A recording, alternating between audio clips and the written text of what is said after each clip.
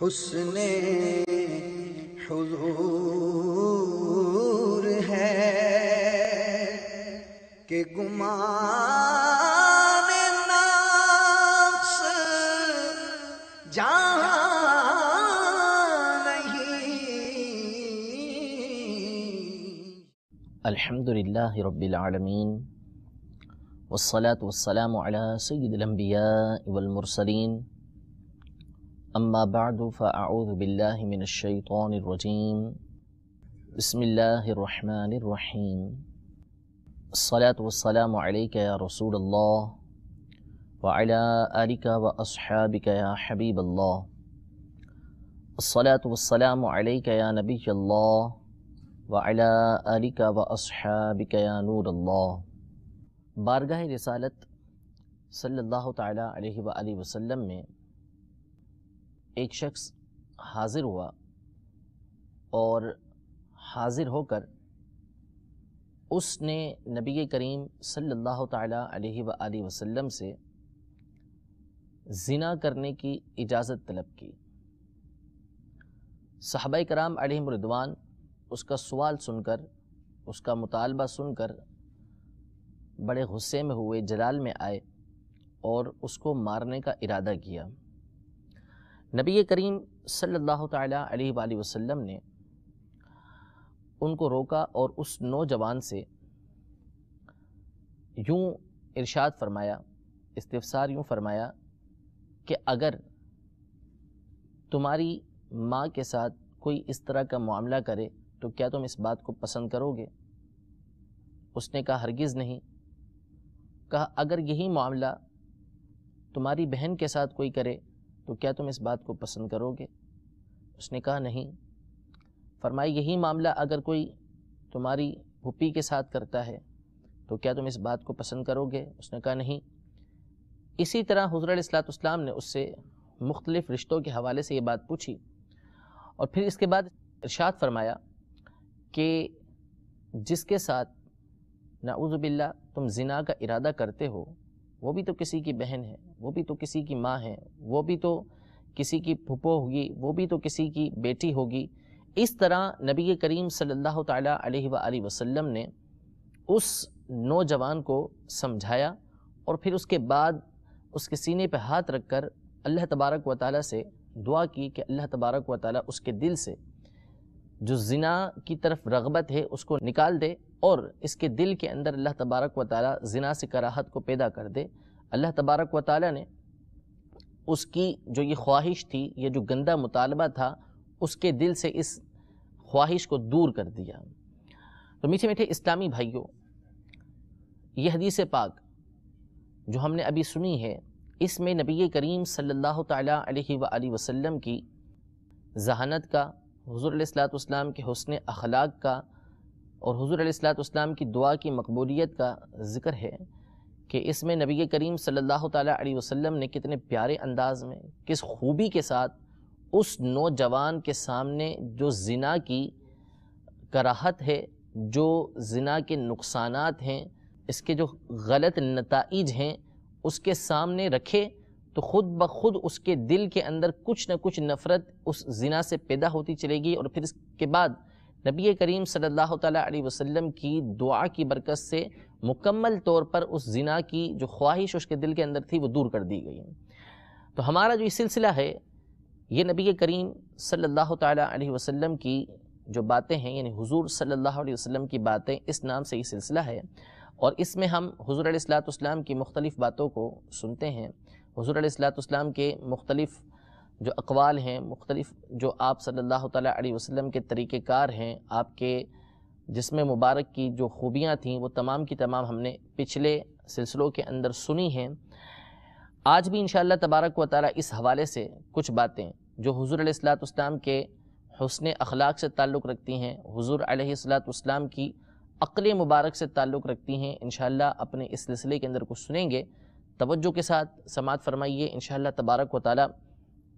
دین و دنیا کی بے حد برکتیں حاصل ہوں گی اور علم دین کی کئی انمول باتیں بھی حاصل ہوں گی۔ یہ عقیدہ رکھنا ضروری ہے کہ اللہ تبارک و تعالیٰ نے جتنے بھی انبیاء کرام علیہم السلام کو اس دنیا کے اندر مبعوث فرمایا تو انہیں کامل و اکمل بنا کے اللہ تبارک و تعالیٰ نے اس دنیا کے اندر بھیجا، چاہے وہ سیرت کے اعتبار سے ہو، چاہے وہ صورت کے اعتبار سے ہو، عقل کے اعتبار سے ہو، اللہ تبارک و تعالیٰ نے ان کو کاملیت عطا فرمائی ہے، یعنی مکمل اللہ تبارک و تعالیٰ نے ان کو بنا کر بھیجا ہے۔ تو جتنے بھی انبیاء کرام علیہم الصلاۃ والسلام اس دنیا کے اندر تشریف لے کر آئے، اللہ تبارک و تعالیٰ نے ان تمام کو تمام لوگوں سے زیادہ عقل مند بنا کر بھیجا۔ حضرت سیدنا لقمان، جن کو لقمان حکیم کہا جاتا ہے رضی اللہ تعالیٰ عنہ، ان کو اللہ تبارک و تعالیٰ نے بڑی حکمت یعنی دانائی عطا فرمائی تھی۔ یہ لوگوں کو حکمت کی باتیں بتایا کرتے تھے، ان کے سوالات کے جوابات دیا کرتے تھے، سمجھایا کرتے تھے ان کو۔ لیکن جب ان کے زمانے میں حضرت سیدنا داؤد علی نبینا و علیہ الصلاۃ والسلام کی بعثت ہو گئی، سیدنا داؤد علی نبینا و علیہ الصلاۃ والسلام دنیا کے اندر نبی بن کر تشریف لے کر آئے، تو حضرت سیدنا لقمان نے فتویٰ دینا، لوگوں کے سوالات کے جوابات دینا چھوڑ دیے۔ لوگوں نے جب استفسار کیا، پوچھا کہ حضور یہ آپ نے کیا سلسلہ شروع کیا کہ آپ پہلے ہمیں حکمت کی باتیں بتایا کرتے تھے، دانائی کی باتیں بتایا کرتے تھے، نصیحتیں ہمیں کیا کرتے تھے، لیکن اب آپ نے یہ سلسلہ ترک فرما دیا؟ تو فرمایا کہ اب اللہ تبارک و تعالیٰ کے نبی حضرت داؤد علی نبینا و علیہ الصلاۃ والسلام اس دنیا کے اندر مبعوث ہو چکے ہیں، اب جو حکمت کی باتیں معلوم کرنی ہیں، جو سوالات کرنے ہیں، وہ ان سے کیے جائیں گے۔ یعنی اللہ کے نبی کی جو دانائی کی باتیں ہیں، ان کے جو ارشادات ہیں، ان کے جو کلام ہیں، وہ تمام لوگوں کے کلاموں کے اوپر فائق ہیں، ان کے اوپر فوقیت رکھتے ہیں، لہذا جو معلومات حاصل کرنی ہے اب ان سے جا کر حاصل کی جائے۔ تو ہر نبی کو اللہ تبارک و تعالیٰ نے دوسرے لوگوں کے مقابلے میں زائد عقل عطا فرمائی، سب سے زیادہ عقل مند بنا کر اس دنیا کے اندر اللہ تبارک و تعالیٰ نے مبعوث فرمایا، یعنی بھیجا۔ اور ان تمام کے اندر جس ہستی کو اللہ تبارک و تعالیٰ نے سب سے زیادہ عقل عطا فرمائی، وہ ہمارے پیارے آقا صلی اللہ تعالیٰ علیہ وآلہ وسلم کی ذات گرامی ہے۔ حضرت سیدنا وہب بن منبع رضی اللہ تعالیٰ عنہ، جو بہت بڑے تابعی بزرگ گزرے ہیں، اور ان کا جو کتب سابقہ ہیں، پہلے جو انبیاء کرام علیہ السلام پر کتب نازل ہوئیں یا پہلے زمانے کے اندر جو کتابیں موجود تھیں پچھلی امتوں کی، ان کا اس کا بڑا مطالعہ رہا، بہت بڑے عالم دین تھے، صوفی تھے۔ یہ فرماتے ہیں کہ قرأت فی 71 کتابا، کہ میں نے 71 کتابیں پڑھیں، فوجدت فی جمیعہا، ان تمام کے اندر میں نے ایک بات پائی، وہ یہ کہ ان اللہ تبارک و تعالی لم یعطی جمیع الناس من بدء الدنیا الى انقضائها من العقل من جنب عقل محمد صلی اللہ تعالی علیہ وسلم الا حبت رمل من بین جمیع رمال الدنیا وان محمدا صلی اللہ تعالی علیہ وسلم ارجح الناس عقلا۔ یعنی جب سے دنیا کی ابتدا ہوئی ہے، اس وقت سے لے کر جب تک دنیا کی انتہا ہے، اس وقت تک جتنے دنیا میں افراد آئے ہیں، ان تمام کی عقلیں اور نبی کریم صلی اللہ تعالیٰ علیہ وآلہ وسلم کی عقل کے درمیان فرق یہ ہے کہ نبی کریم صلی اللہ تعالیٰ علیہ وسلم کی عقل کے مقابلے میں تمام لوگوں کی عقل کی حیثیت یہ ہے جیسے تمام دنیا کی جو ریت ہے اس کے مقابلے میں ریت کا ایک ذرہ ہو۔ ان تمام دنیا کی عقلیں ریت کے ایک ذرے کی حیثیت رکھتی ہیں، اور نبی کریم صلی اللہ تعالیٰ علیہ وسلم کی جو عقل مبارک ہے وہ تمام دنیا کی جو ریت ہے اس کو رکھیں سامنے، اور ایک طرف ایک ذرہ رکھیں تو تمام لوگوں کی عقل یہ ایک ذرے کے مطابق ہوگی، اور نبی کریم صلی اللہ تعالیٰ علیہ وسلم کی عقل مبارک اس تمام کے مطابق ہوگی۔ تو اس قدر اللہ تبارک و تعالیٰ نے نبی کریم صلی اللہ تعالیٰ علیہ وسلم کو عقل مبارک عطا فرمائی تھی، اور مزید ارشاد فرماتے ہیں کہ وَأَنَّ مُحَمَّدًا صلی اللہ تعالیٰ علیہ وسلم ارجح الناس عقلا، کہ نبی کریم صلی اللہ تعالیٰ علیہ وسلم تمام لوگوں میں سب سے زیادہ عقل مند تھے۔ سیدنا ابن عباس رضی اللہ تعالیٰ عنہما نبی کریم صلی اللہ تعالیٰ علیہ وسلم کے چچازاد بھائی ہیں، اور نبی کریم صلی اللہ تعالیٰ علیہ وسلم نے ان کے لیے دین کی سمجھ کی دعا کی کہ اللہ تبارک و تعالیٰ ان کو دین کی سمجھ عطا فرمائے۔ بہت بڑے عالم دین تھے، حبر الامہ کہلاتے تھے، ترجمان القرآن کہلاتے تھے، قرآن کی ترجمانی کرنے والے، اور رئیس المفسرین، تمام مفسروں کے سردار کہلایا کرتے تھے۔ یہ ارشاد فرماتے ہیں کہ افضل الناس عاقل الناس، کہ نبی کریم صلی اللہ تعالیٰ علیہ وسلم لوگوں میں سب سے افضل ہیں، اور لوگوں میں سب سے زیادہ عقل والے بھی نبی کریم صلی اللہ تعالیٰ علیہ وسلم کی ذات مبارکہ ہے۔ بعض اکابرین کے حوالے سے سبل الہدا والرشاد کے اندر یہ قول موجود ہے بعض اکابر کا کہ والعقل 100 جزء، کہ عقل جو ہے اس کے 100 جز ہیں، 100 حصے ہیں۔ 99 فی النبی صلی اللہ تعالی علیہ وسلم و جزء فی سائر الناس، کہ یہ 100 جو حصے ہیں ان میں سے 99 حصے نبی کریم صلی اللہ تعالی علیہ وسلم کو عطا ہوئے اور ایک حصہ تمام لوگوں کو دیا گیا ہے۔ اس قدر اللہ تبارک و تعالی نے نبی کریم صلی اللہ تعالی علیہ وسلم کو عقل مبارک عطا فرمائی تھی۔ قاضی ایاز مالکی رحمۃ اللہ تعالی علیہ نبی کریم صلی اللہ تعالی علیہ وسلم کے اسی طرح کی جو عقل مبارک کی تعریف ہے، ذہانت جو حضور علیہ السلام کی ہے، اس کی طرف توجہ دلاتے ہیں۔ آپ فرماتے ہیں کہ جو نبی کریم صلی اللہ تعالی علیہ وسلم کی تدبیر کے اوپر، آپ کے طریقہ کار کے اوپر جو آپ نے لوگوں کے ساتھ معاملہ کیا، اس پہ غور و فکر کرے گا تو خود بخود اس پر نبی کریم صلی اللہ تعالی علیہ وسلم کی عقل مبارک کی جو ترجیح ہے، حضور علیہ السلام کا تمام دنیا میں سب سے زیادہ عقل مند ہونا ہے، یہ واضح ہو جائے گا۔ آپ فرماتے ہیں کہ حضور علیہ السلام عرب میں مبعوث ہوئے، اور اہل عرب کی جو حالت تھی تاریخ پڑھنے والوں میں سے کسی پر مخفی نہیں ہے کہ اہل عرب کیسے جو ہے وہ جنگجو اور کس قدر عقل سے جو ہے وہ دور تھے، اور ان کی حالت بیان کرتے ہوئے قاضی ایاز مالکی رحمۃ اللہ تعالی فرماتے ہیں کہ عرب جو ہے کل وحش الشارد، کہ یہ بھاگنے والے، دوڑنے والے، جو دور ہونے والے وحشی جانور ہوتے ہیں ان کی مثل تھے اس وقت۔ لیکن جب نبی کریم صلی اللہ تعالی علیہ وسلم کی ان میں بعثت ہوئی تو حضور علیہ السلام نے ان کے ساتھ کتنا اچھا سلوک فرمایا، کیسے حسن تدبیر کے ساتھ، کتنی ذہانت اور عقل کے ساتھ نبی کریم صلی اللہ تعالی علیہ وسلم نے ان کے معاملات کو سلجھایا، کہ وہی عرب کہ جو معمولی باتوں پر برسوں جنگ کیا کرتے تھے، جن کے اندر اس قدر وحشت بھری ہوئی تھی کہ اپنی چھوٹی چھوٹی بچیوں کو زندہ دفنا دیا کرتے تھے، اور ان کے اندر طرح طرح کی برائیاں، خرابیاں بھری ہوئی تھیں، لیکن جب نبی کریم صلی اللہ تعالی علیہ وسلم نے ان میں تبلیغ فرمائی، اپنے حسن تدبیر کے ذریعے ان کو دین اسلام کی طرف بلایا، ان کی جو اذیتیں تھیں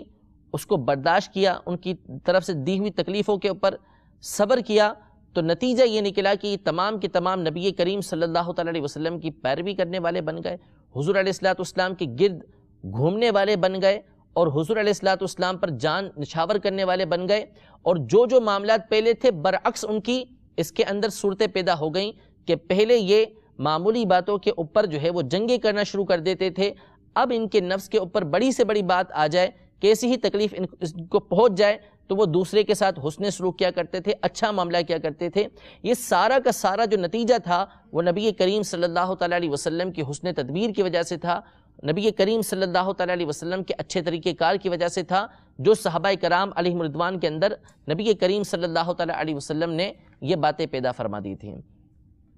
تو اس طرح نبی کریم صلی اللہ تعالی علیہ وسلم کی جو عقل مبارک ہے، اس کے بارے میں علماء کی صراحت موجود ہے کہ اللہ تبارک و تعالی نے نبی کریم صلی اللہ تعالی علیہ وسلم کو تمام لوگوں میں سب سے زیادہ عقل مند بنا کر بھیجا، اور اس بات کی صراحت، اس بات کی وضاحت، اس بات کو بیان کرنے والے صرف مسلمان ہی نہیں بلکہ جو غیر مسلم ہیں انہوں نے بھی جب دنیا کے عقل مند ترین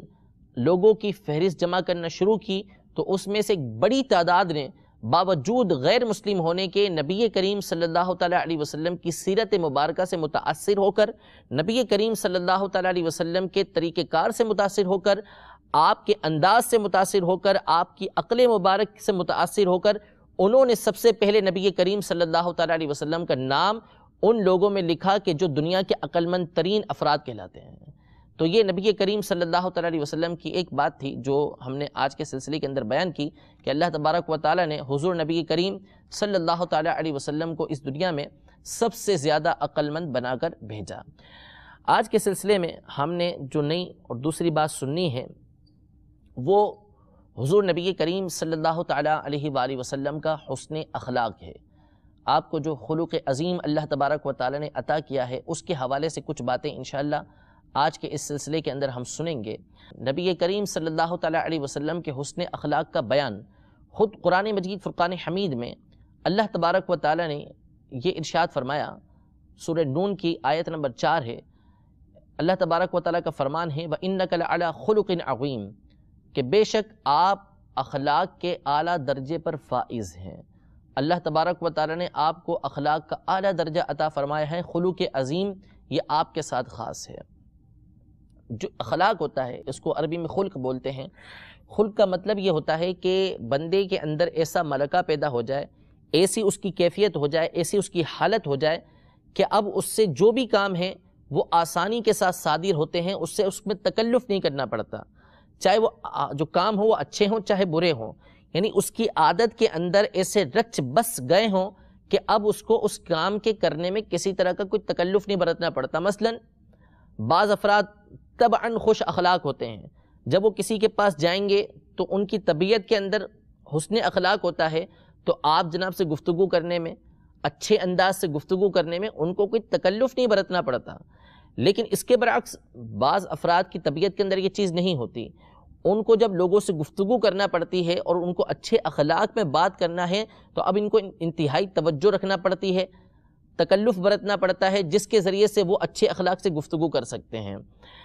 اور بعض لوگ ہوتے ہیں کہ جو برائی کی طرف مائل ہوتے ہیں، ان کے اخلاق برے ہوتے ہیں، اور وہ جو برا انداز ہے اس کو اختیار کرنے میں، اس کے استعمال میں ان کو کوئی تکلف نہیں ہوتا۔ بعض لوگوں کے منہ سے اس انداز میں برے الفاظ نکلتے ہیں کہ وہ بالکل جاری ہوتے ہیں، گالیاں نکلتی ہیں، گندے الفاظ وہ بولتے ہیں، یہ ان کے لیے بولنا کوئی مسئلہ ہی نہیں ہوتا۔ اس کے برعکس ایک شریف آدمی ہے، بالفرض اس کو یہ باتیں بولنا پڑیں گی تو اس کو انتہائی تکلف کرنا پڑے گا۔ تو جو اخلاق ہیں، جو خلق ہے، یہ ایک ایسی کیفیت ہوتی ہے بندے کے اندر کہ جو کام وہ کرنا چاہتا ہے وہ بآسانی اس سے صادر ہوتا ہے، بآسانی وہ کام وہ کر سکتا ہے۔ اب اچھے اخلاق ہیں، اچھی باتیں ہیں تو اس کو حسن اخلاق کہا جاتا ہے، اور بری باتیں ہیں تو اس کو بد اخلاقی کہا جاتا ہے۔ تو نبی کریم صلی اللہ تعالیٰ علیہ وآلہ وسلم کو اللہ تبارک و تعالیٰ نے حسن اخلاق کا اعلیٰ درجہ عطا فرمایا تھا۔ سب سے بڑھ کر مخلوق میں جو سب سے اچھے اخلاق ہیں وہ نبی کریم صلی اللہ تعالیٰ علیہ وسلم کے ہیں۔ اس بات کو امام غزالی رحمۃ اللہ تعالیٰ علیہ نے احیاء العلوم کے اندر کئی علماء کے حوالے سے بیان کیا ہے کہ اللہ تبارک و تعالیٰ نے خلق عظیم، سب سے بڑھ کر جو اخلاق عطا فرمائے وہ نبی کریم صلی اللہ تعالیٰ علیہ وسلم کی ذات گرامی کو عطا فرمائے۔ اب اس کا مطلب یہ ہوگا کہ جتنی اچھی باتیں ہیں،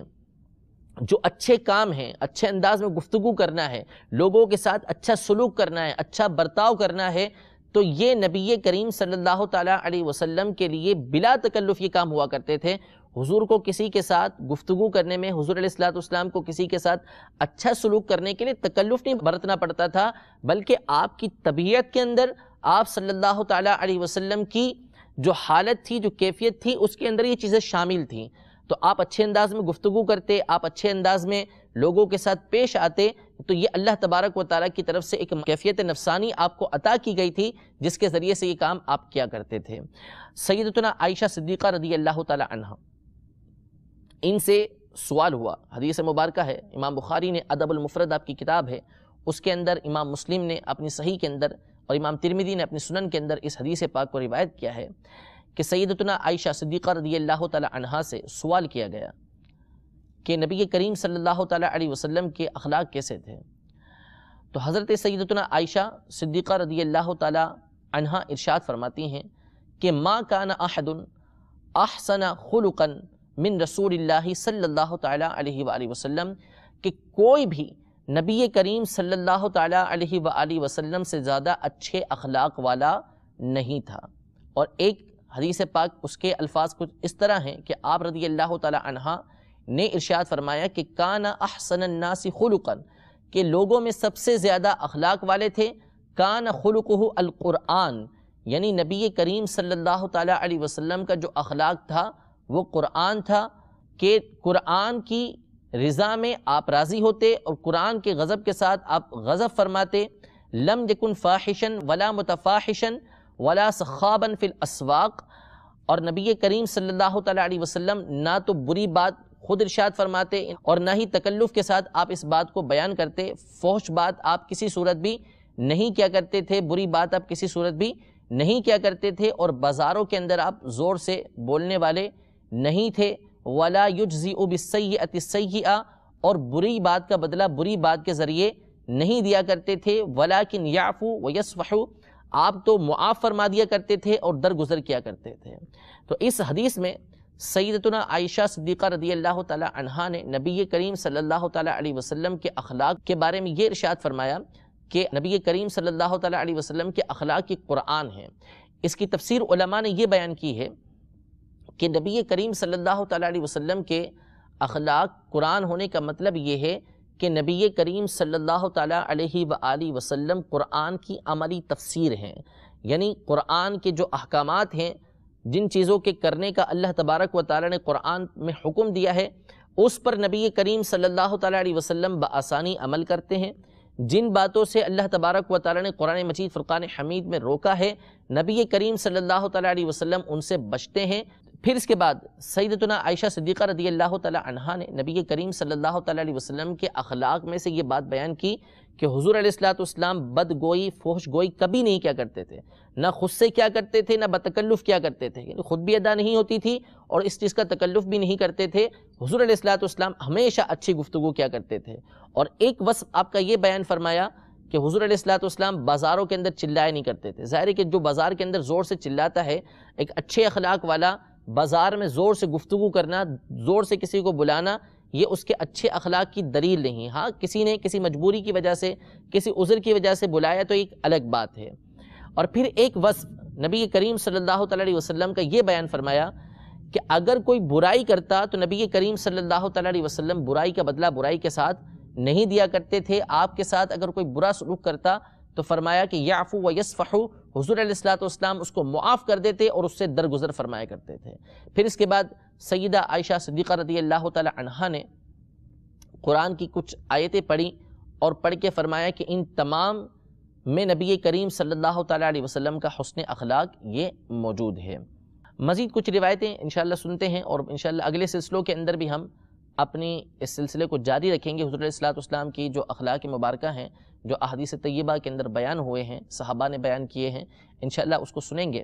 امام احمد اپنی مسند کے اندر سیدنا ابو ہریرہ رضی اللہ تعالی عنہ سے روایت کرتے ہیں کہ نبی کریم صلی اللہ تعالی علیہ وآلہ وسلم نے ارشاد فرمایا، انما بعثت لاتمم صالح الاخلاق، کہ بہترین اخلاق جو ہیں، اچھے اخلاق جو ہیں، اس کو پورا کرنے کے لیے، اس کی تمامیت کے لیے مجھے مبعوث کیا گیا ہے، مجھے بھیجا گیا ہے کہ اچھے اخلاق کو میں مکمل کر دوں۔ یعنی اچھے اخلاق کی جو جامع تصویر ہے، جامع صورت ہے، یعنی مکمل جو صورت ہے، اس کا ایک نمونہ لوگوں کے سامنے پیش ہو جائے، کہ لوگوں کو پتہ چل جائے کہ اچھے اخلاق کیسے ہوتے ہیں۔ اس کے لیے نبی کریم صلی اللہ تعالی علیہ وسلم کو اس دنیا کے اندر مبعوث کیا گیا، بھیجا گیا کہ حضور علیہ السلام ایک صورت بتا دیں، دکھا دیں کہ اچھے اخلاق مکمل طور پہ کس طریقے کے ہوا کرتے ہیں۔ اور ایک حدیث مبارکہ ہے جس کے الفاظ یہ ہیں کہ نبی کریم صلی اللہ تعالی علیہ وآلہ وسلم نے ارشاد فرمایا، یعنی ایک تو ہے آپ کو بھیجا اسی لیے گیا کہ آپ اچھے اخلاق جو ہیں اس کی تکمیل کریں، اس کو مکمل کر کے لوگوں کے سامنے دکھا دیں کہ اس طریقے سے اچھے اخلاق ہوتے ہیں۔ لوگ حضور علیہ السلام کے اخلاق تک نہیں پہنچ سکتے۔ خلق عظیم یہ نبی کریم صلی اللہ تعالی علیہ وسلم کے ساتھ خاص ہے، کوئی اس مقام اور مرتبے پر نہیں پہنچ سکتا، لیکن حضور علیہ السلام کے طریقہ کار کو دیکھ کر بندہ اپنے اخلاق کو اچھا کر سکتا ہے۔ لیکن اس کے باوجود نبی کریم صلی اللہ تعالی علیہ وسلم کی عاجزی، انکساری دیکھیے کہ جہاں اللہ تبارک و تعالی نے آپ کے بارے میں یہ ارشاد فرمایا کہ وَإِنَّكَ لَعَلَىٰ خُلُقٍ عَظِيمٍ، کہ آپ